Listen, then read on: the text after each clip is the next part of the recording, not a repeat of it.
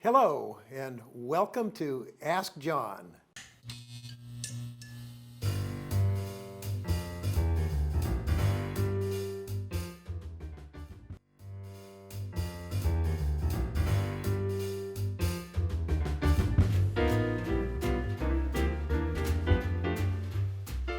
I'm John Reuscher, and welcome to Ask John. We're here today again with Robert Heller, the unlikely governor. And the last time we talked to Mr. Heller was on November 1st, and he began telling us, well, he gave us a little history of his childhood growing up in Germany. And we talked about the coming double-dip recession. And to catch us up, we're going to go back and take a look at what we recorded a couple of months ago. So let's take a look at that, and then we'll be back with our guest, Robert Heller. At the moment, we have a situation a little bit like when I got to the Federal Reserve. Consumer prices right now are rising at about over 8%. 8.3% was the last reading at the present time. But unemployment is very low, and that's different from the way it was in the 1980s. So again, the Federal Reserve has to fight inflation very hard. Yeah, I'd like to dip into that a little bit more. So inflation's very high, unemployment's very low. How can that be? It doesn't seem that's likely. Is that because, are the unemployment rates really valid? In other words, are there so many people out of the workforce that are not being counted? Is that the issue? No, basically what happened was that the US government spent a lot of money during the pandemic and distributed a lot of the money into individual pockets as well. So we ran record $1 trillion deficits for 2 years in a row, 20 and 21. And all that money, a lot of that money, was poured into the economy, was monetized by the Federal Reserve. The Federal Reserve basically bought up the debt of the US government that it was issuing, and that resulted in more money than being put into the pockets of individual people. As a result, prices went up, and people got jobs, and we're still benefiting from, as you can see on the right graph, unemployment rate was very high during the pandemic. And today, there are so many more jobs than people looking for jobs. Exactly. And I think I would imagine that contributes to the inflation, because employers have to pay more than they're used to paying to get qualified workers, because nobody wants a job. And that's the way the inflation progresses from the financial sector to producer goods. You know, first we saw things like oil prices go up, wheat prices went up, commodity prices went up. Then pretty soon, consumer prices went up. All the things you buy in the grocery store got more expensive. And now it is also getting into wages. And once it gets into wages, it gets very difficult.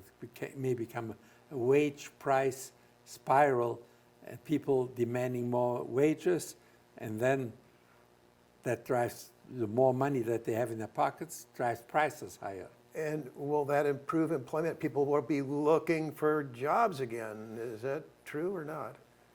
True, but what you see already, so the Federal Reserve is tightening right now. Interest rates are going up, and as the interest rates are going up, some sectors that are interest sensitive, for instance, the construction sector, they are already slowing down drastically. Housing is slowing down, both new houses as well as houses for resale. So you see a big slowdown happening there, and that will eventually kill the inflation too.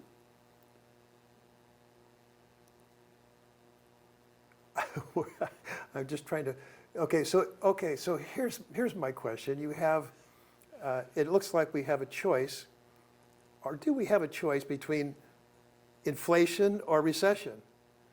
In other words, the remedy for inflation is recession. Is that correct? That's correct. So the Fed is going to try to kill inflation by raising interest rates, which is going to cause a recession. A recession. Which do we want? Well, We don't want either one of them, of you course. don't want Yeah. either one of them, Yeah. right? And but that's a choice. You know, you don't want inflation either, because inflation will eventually. Look at countries that have high inflation. Germany was totally wiped out in the 1920s by high inflation rates.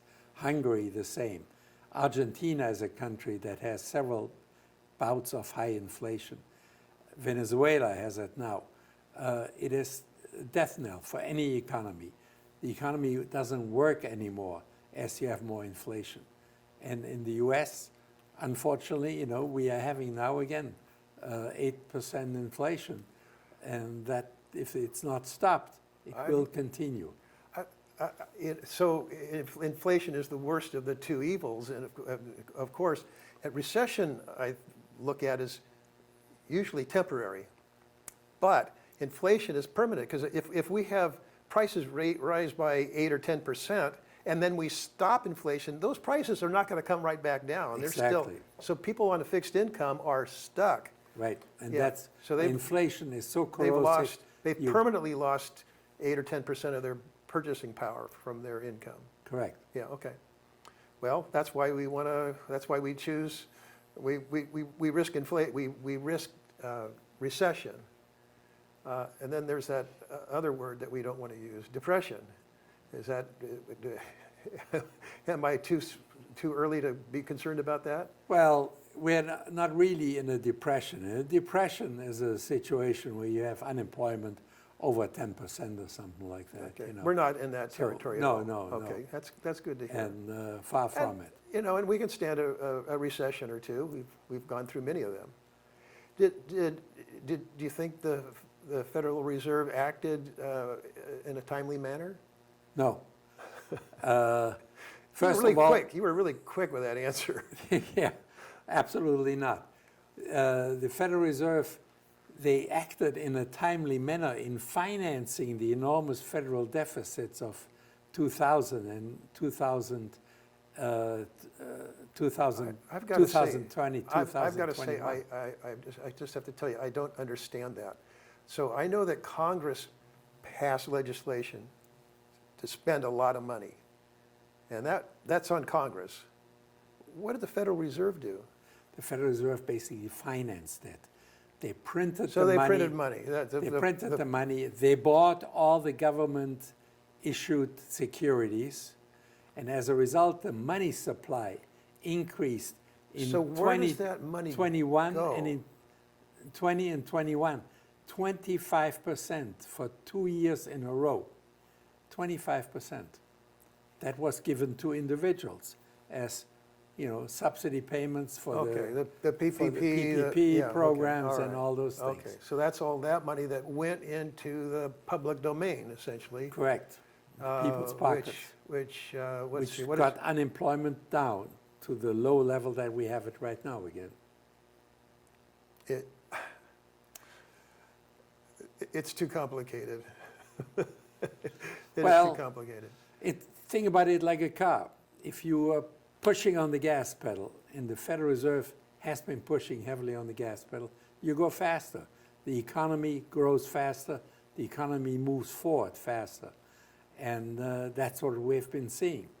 But it also gets more dangerous when you're going faster. You're more likely to have a crash, an accident. So what could the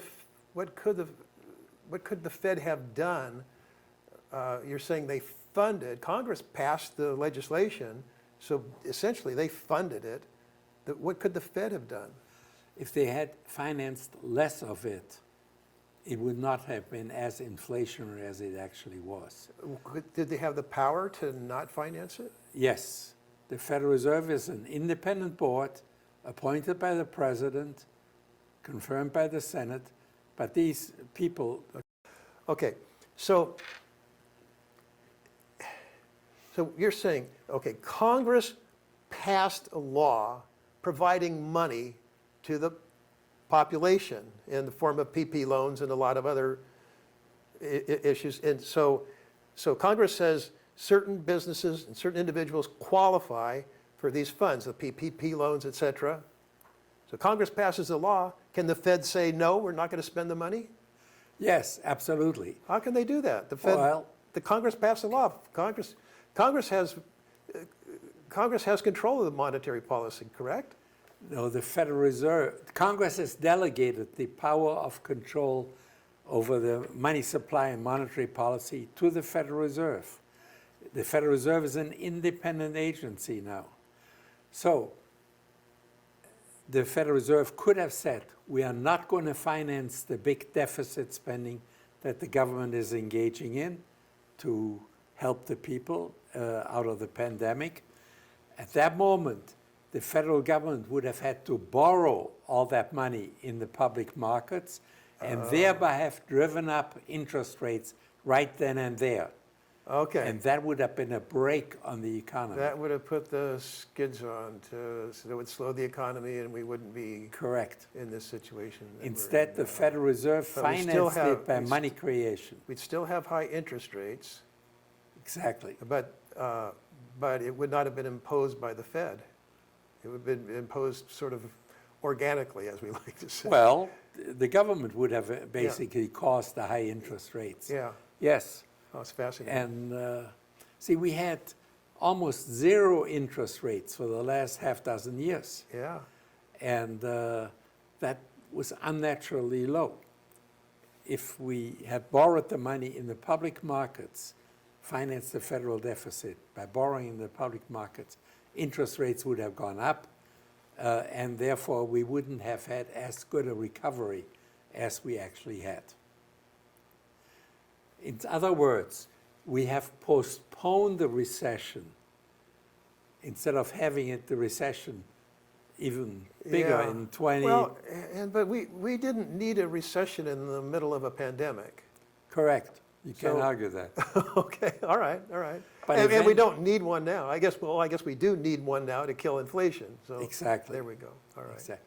Sooner So- or later, you got to pay the piper. Right, and so this is the sooner or the later, or This is the later. this is the later, yeah. Oh, my, yeah, okay. So we're going to have a double dip recession. That's what you said. We had the first I just- dip early this year. I Was just a want very to slight say, dip. this is November of, this is November 1st of 2022, and I was talking to you, I think in August, when you first said you were predicting a double dip recession. And now where are we in that double dip? Where are we now? Well, the first part of the dip is over. The first 2 quarters were negative growth. The third quarter, the one we just finished, was a positive quarter. So one dip is finished. Now, pretty soon, the tighter monetary policy of the Federal Reserve, the higher interest rates that they have imposed on the country, will start to bite. The economy will start to slow down because of these high interest rates. And you see it already in the construction sector, which is slowing down. Mortgages are now 7% per year. A year ago, they were at 3%. Now they're 7%. New construction is slowing down. Resale of houses is slowing down. You see car sales also slowing down a bit. They're still pretty good. But all interest rate sensitive sectors are slowing down.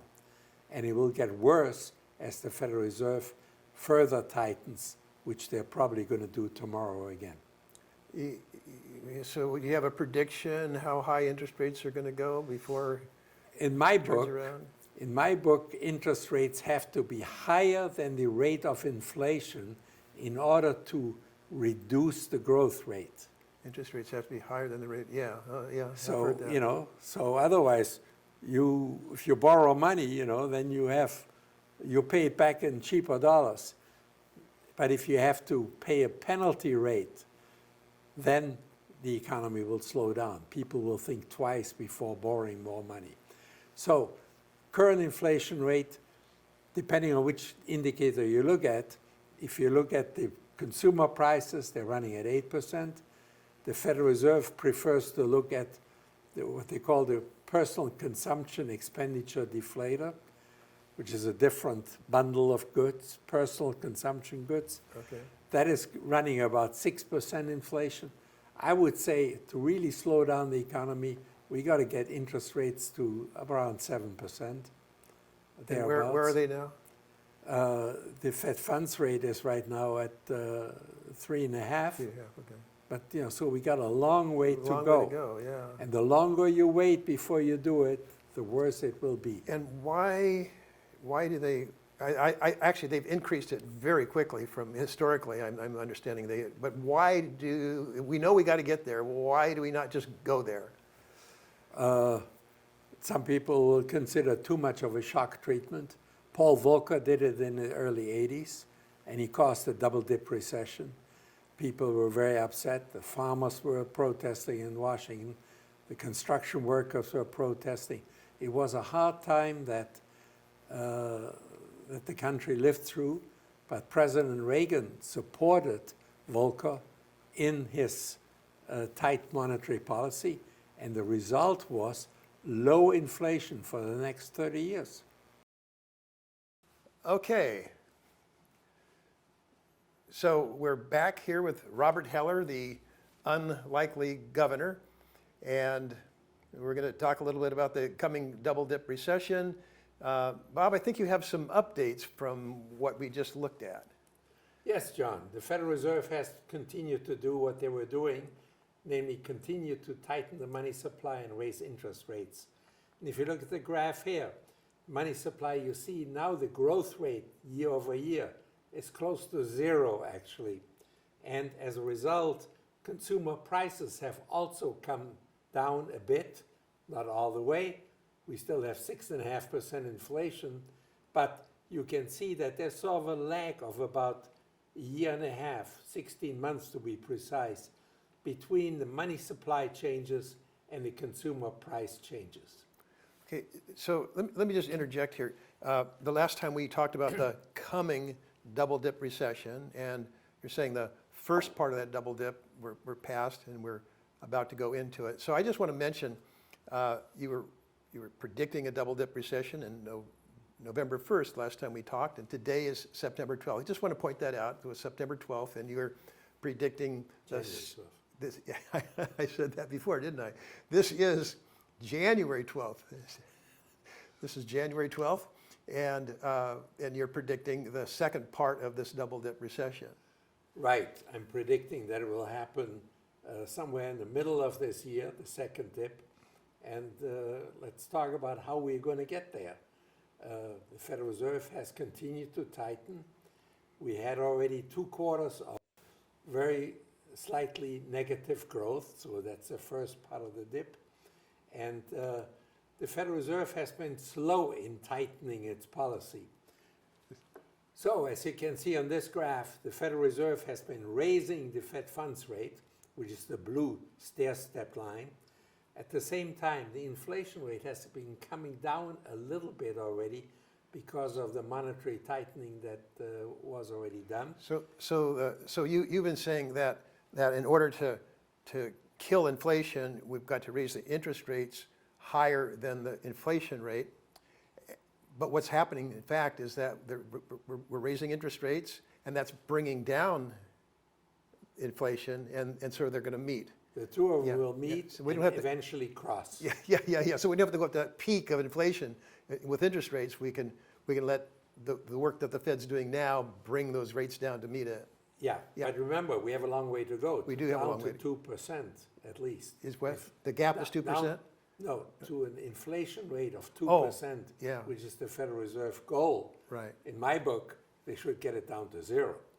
Yeah, and how long would it take to get there if you're into predicting? Well, it'll take a few years, Yeah. and it will also incorporate the recession. And how many years did we have 2% inflation or below 2%? Well, we had quite a time until basically the epidemic hit. Yeah. And when we shut down the economy at that time, inflation took off because there wasn't any productive capacity. People started to compete for goods and services. So that was the trigger for the current high inflation that we're seeing. And then the Fed, as we said, financed it by printing money, which exacerbated that trend. Yeah. Yeah, and in that segment that we just watched, you talked quite a lot about what the Fed role is in order to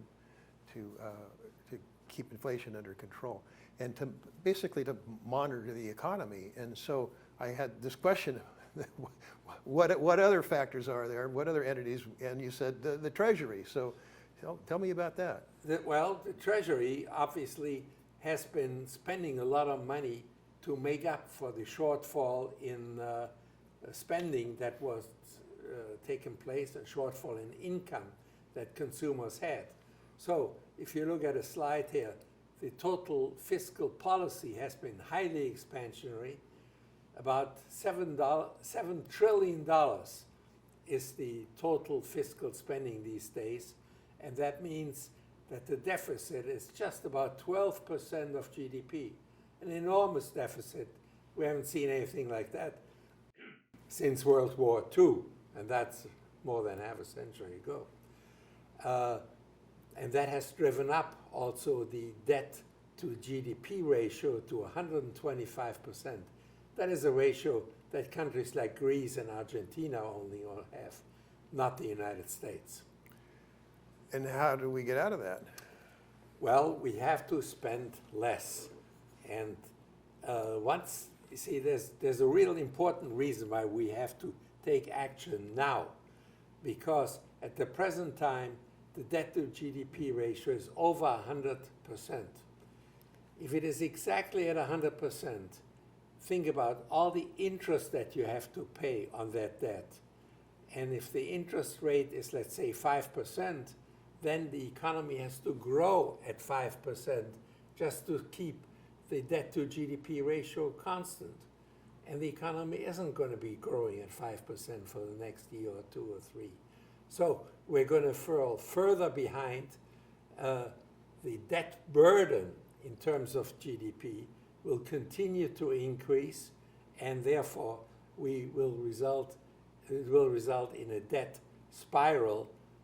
Some people call it a death spiral, because the fiscal situation will get worse and worse as you spend more money and you're not growing fast enough to service it. That's the fiscal cliff you're talking about. Exactly. And this, you're talking about countries like Greece and Argentina and so forth, and how did they get out of it, or did they get out of it? What's going on? No, they're in deep trouble right now. They're in deep trouble. They're in deep trouble, and so that's so the specter of the United States being in that kind of deep trouble that's a worldwide problem. It's very disconcerting, correct. And here the next slide here really shows us how we got there. So on the left side, that's past history. The debt to GDP ratio is now, as I said, over 100%. 125 is really the true number. And at the moment, if you look at the projections for the long-term debt outlook, it goes up to 180, 200%. And that is unbearable. The United States will face a very big fiscal crisis unless we really do something about it, tighten our belts right now. How about the other countries in the world other than Greece and Argentina?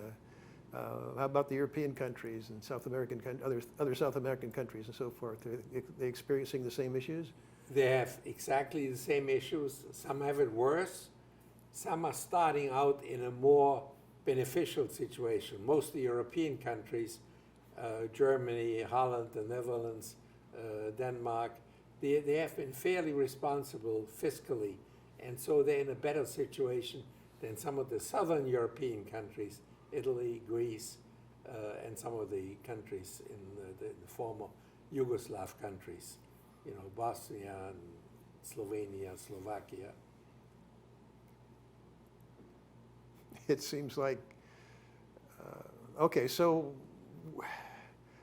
the unthinkable, we go over this fiscal cliff, then what does the world economy look like then? Well, if we're all in the same situation, then what? No.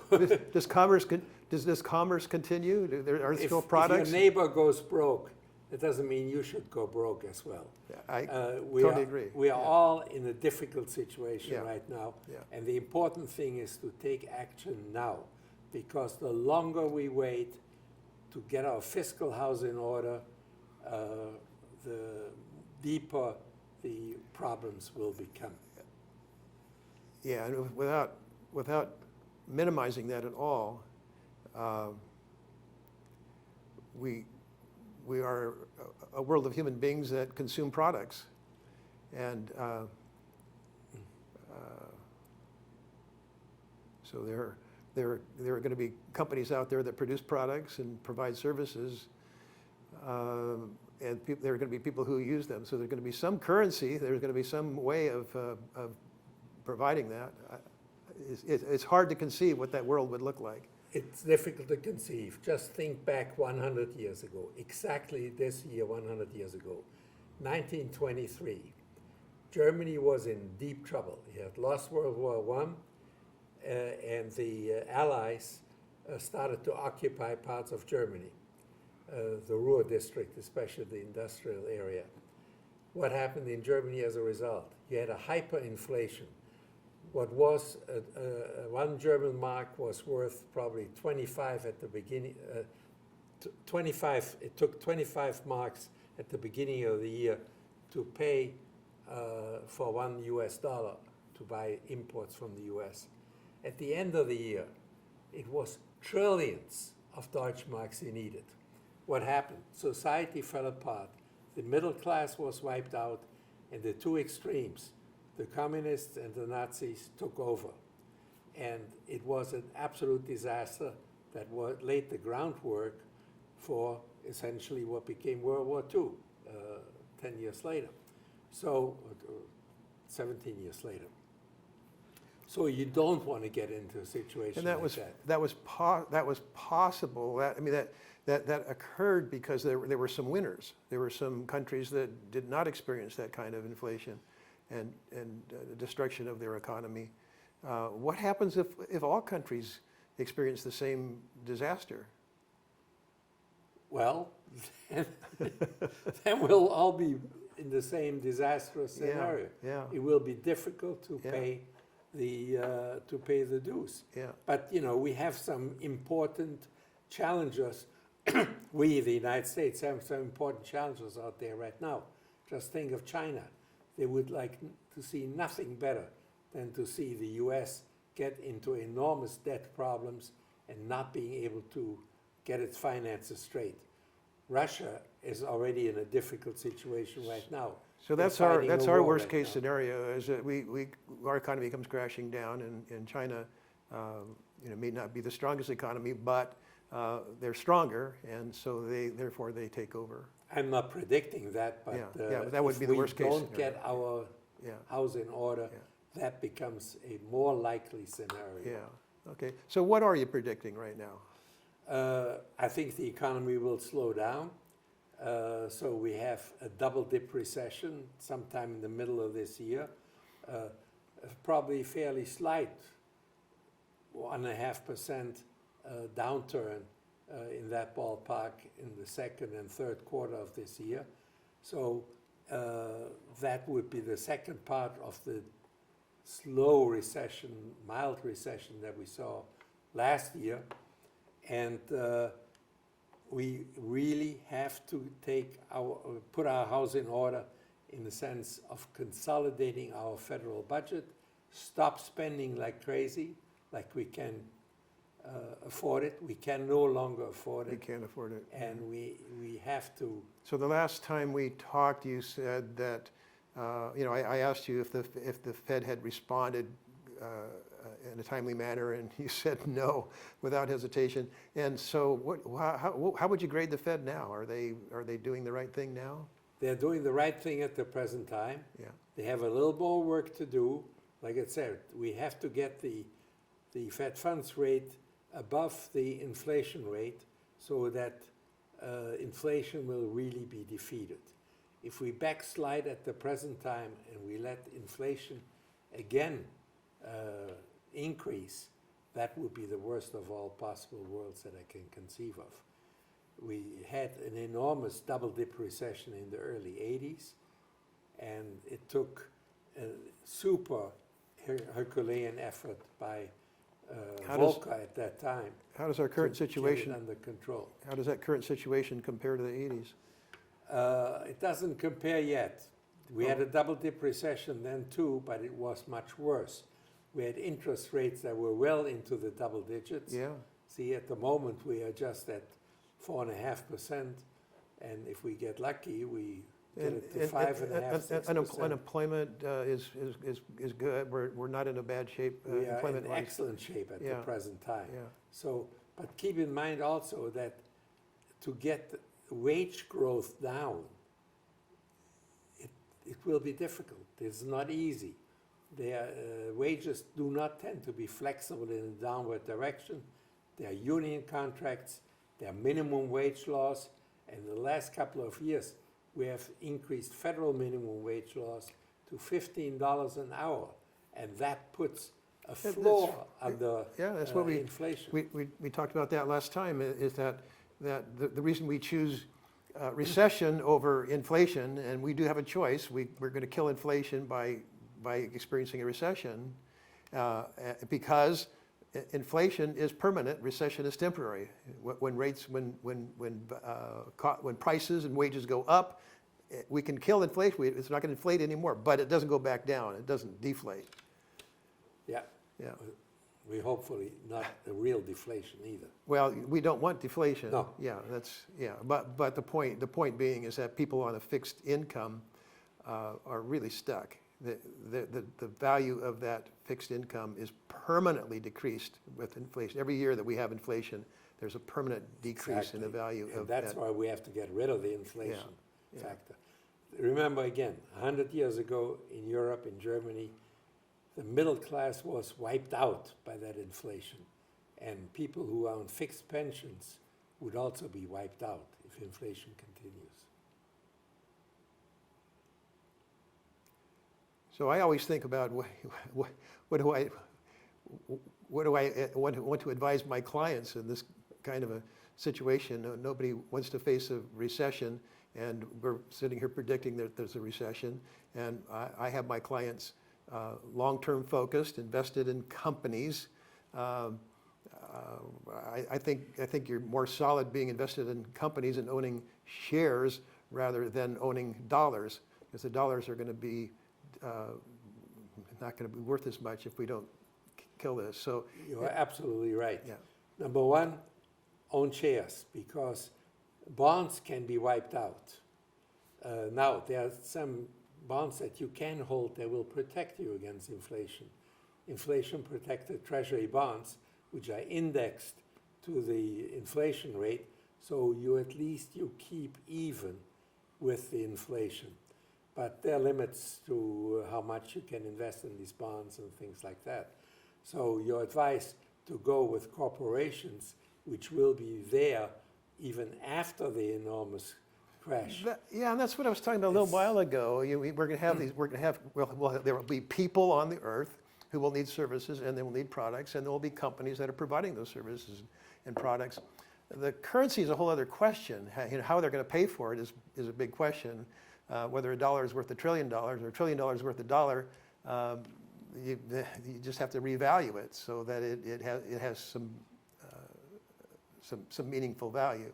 Exactly. One other word I think we should bring in. But we want to have ownership of the economy, and the best way to do that is with shares of the corporations that are providing that. Exactly, Yeah. and have a well-diversified portfolio. Exactly. Don't Did you hear bet that? just on one horse. There you go. Diversify your portfolio, have different There you sectors. go. There you go. That's the important thing. Thank you. You're singing my song. Thank you. Glad.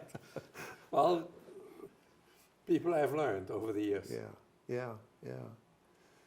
And you were going to say something else about? Oh, okay. Where do you want to go from here? Is it something more you want to talk about? No, I think we covered most of the topics that okay. we need to cover. Okay. I think it will take enormous perseverance by our political actors. We have a new Congress. We will see what will come out of that. institution.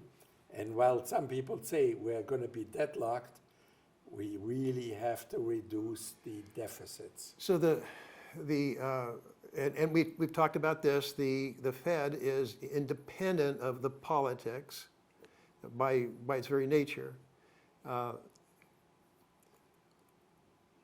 It's hard to believe that they're totally independent, though. They must feel some pressure. There's no president who wants to preside during a recession. Exactly. So, well, President Biden has appointed now a majority of the Federal Reserve board members, and so they got their work cut out for them. You know, as if the Federal Reserve is successful in reining in inflation, that will also obviously benefit the sitting president. He can say, "Hey, I've helped to right the economy." yeah. And while they don't want they don't want recession, they certainly don't want to see inflation either. So inflation will eventually kill the golden goose that is laying our eggs. yeah. Okay, so you were saying that the Treasury and the Fed work together or against each other. That's sort of a battle, isn't it? Well, they're independent of each other, Yeah. like we said before. So it is best if both of them pull on the same string. If the Treasury reduces the federal deficit, then the Federal Reserve has a much easier job in financing whatever has to be financed, and hopefully even do the reverse, reduce the total debt burden that is already out there.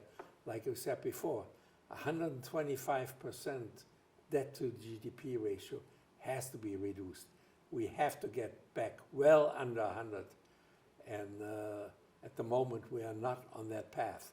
Congress has a lot of work to do so that the country will benefit from that. Okay, well, thank you so much for joining us. I'm going to do a little commercial for you. Do you mind? Please. So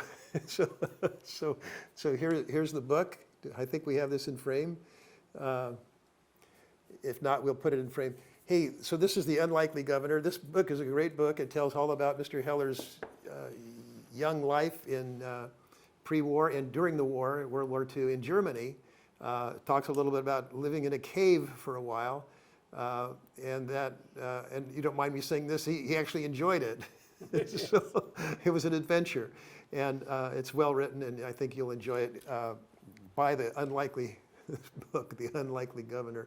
And Mr. Heller, I'm expecting you to come back one day. We'll get you bagive on when we're maybe like in the middle of the double dip. After it's all over. After it's all over.